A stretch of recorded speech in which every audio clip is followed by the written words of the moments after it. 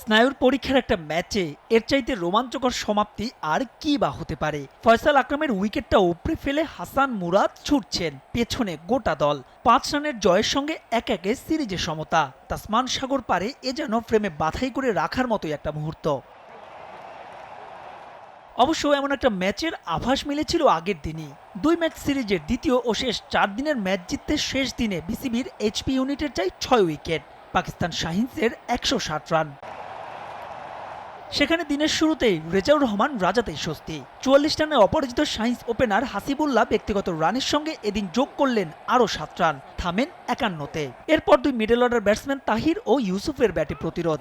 ষষ্ঠ উইকেট জুটিতে এ দুজনা 65 রান যোগ করলে ম্যাচ জয়ের স্বপ্ন দেখতে শুরু করে পাকিস্তান। কিন্তু ব্যাটসম্যান থেকে পুরুদস্তুর বোলার বনে যাওয়া জয়ের গোল্ডেন আর্ম আউট করেন দুজনাকেই। তাহির 43 ও ইউসুফ থামেন 45 রানে।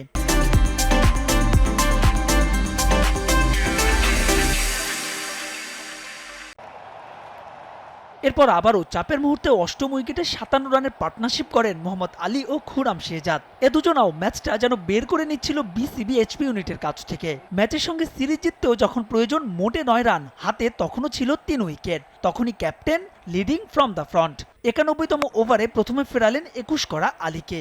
পরের ওভারে 28 রান করা শেহজাদকে আউট করে ফিকে আশায় দেন নতুন রং। শেষ পর্যন্ত জয়ের বোলিং ফিগার 21 রানে 5 উইকেট।